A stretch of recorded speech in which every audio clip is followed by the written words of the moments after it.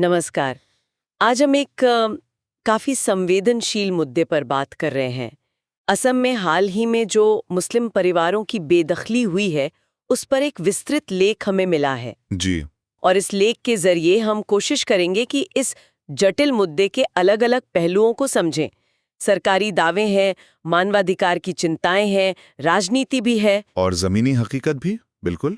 तो चलिए इस लेख के साथ गहराई में उतरते हैं।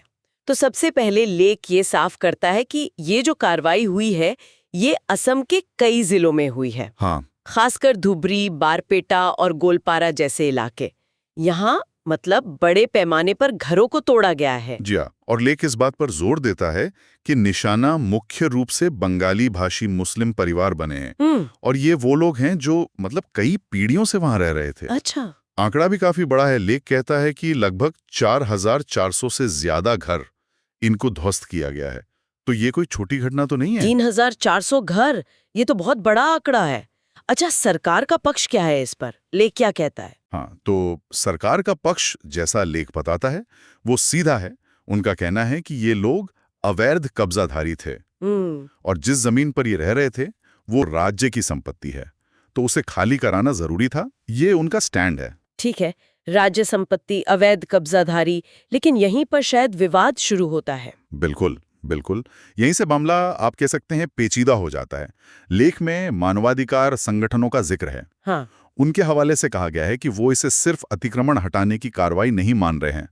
उनका आरोप है कि ये कदम सांप्रदायिक है और राजनीतिक रूप से प्रेरित हैं। राजनीतिक रूप से प्रेरित? अच्छा। और सबसे चौंकाने वाली बात जो लेख सामने लाता है वो ये कि कई हटाए गए लोगों के पास कथित तौर पर मतलब उनके पास नागरिकता के और जमीन के मालिकाना हक के वैध दस्तावेज थे। क्या वैध दस्तावेज? फिर बेदखली क्यों? ये तो पूरी स्थिति पर ही सवाल खड़े कर देता है। जी। क्या लेख में ये बताया गया है कि इन दस्तावेजों को नजरअंदाज क्यों किया गया? कोई कारण? देखिए, लेख सीधे तौर पर इसका कारण तो नहीं बताता, लेकिन वो इशारा करता है कि पूरी प्रक्रिया में पारदर्शिता की कमी थी। एक और गंभीर मुद्दा जो लेख उठाता है वो ये है कि इन कार्यवाहियों से पहले जो प्रभावित लोग थे उनको कानून के हिसाब से न तो पर्याप्त समय दिया गया, न कोई उचित नोटिस। अच्छा, यानी प्रक्रिया का पालन नहीं हुआ ठीक से। ऐसा आरोप है। और सबसे बड़ी बात, उनके पुनर्वास की मतलब उनको कहीं और बसाने की कोई ठोस योजना भी सामने नहीं आई है। तो ये स्थापित कानूनी प्रक्रियाओं पर सवाल तो खड़े करता ही है। जाहिर है, इस पर राजनीतिक प्रतिक्रियाएं भी खूब हुई होंगी। हाँ बिल्कुल। क्या कहता है लेख इस बारे में? पार्टियां क्या कह रही हैं? हाँ, लेख के मुताबिक राजनीतिक दलों में इस पर बिल्कुल साफ बंटवारा दिखता है। जो विपक्षी पार्टियां हैं जैसे कांग्रेस और एआईयूडीएफ, हाँ, एआईयूडीएफ, वो इसे सीधे सीधे धार्मिक आधार पर भेदभाव बता रही हैं और सरकार की कड़ी आलोचना कर रही हैं। उनका तर्क है कि ये खास समुदाय को निशाना बनाने की कोशिश है। और सत्ता पक्ष, मुख्यमंत्री हिमंता बिस्वा शर्मा का भी जिक्र है शायद लेख में। बिल्कुल बिल्कुल, लेख में मुख्यमंत्री शर्मा के पक्ष को भी रखा गया है।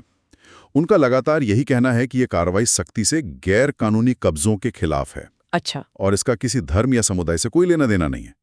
उनका तर्क है कि भाई राज्य की जमीन को अतिक्रमण मुक्त कराना उनकी सरकार की जिम्मेदारी है।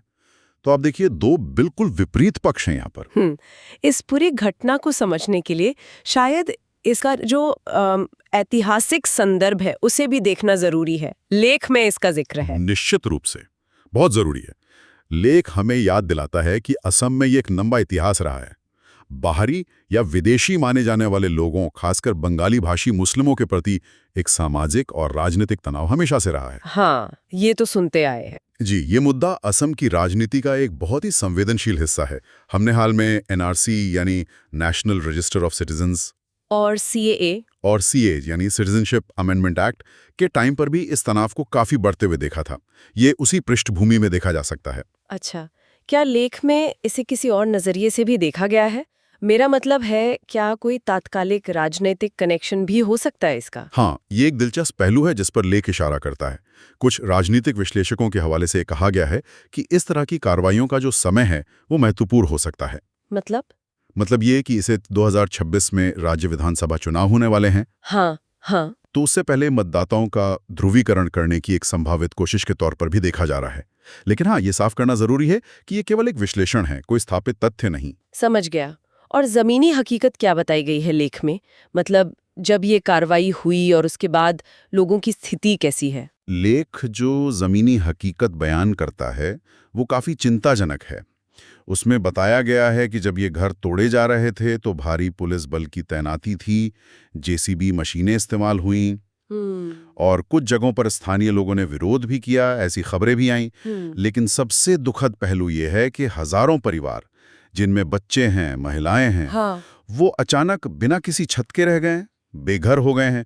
मीडिया में जो तस्वीरें आई हैं उनकी मुश्किलों की, वो एक मानवीय संकट की तरफ साफ इशारा करती हैं। तो कुल मिलाकर ये लेख हमें ये दिखा रहा है कि ये मामला सिर्फ जमीन खाली कराने का एक प्रशासनिक आदेश नहीं है। बिल्कुल नहीं, बिल्कुल नहीं। जैसा हमने अभी बात की, इसमें मानवाधिकारों के उल्लंघन के आरोप हैं, नागरिकता के दस्तावेजों की वैधता पर गंभीर सवाल हैं, संभावित राजनीतिक इरादे हैं, एक गहरा ऐतिहासिक तनाव है और सबसे बढ़कर एक गंभीर मानवीय संकट भी खड़ा हो गया है।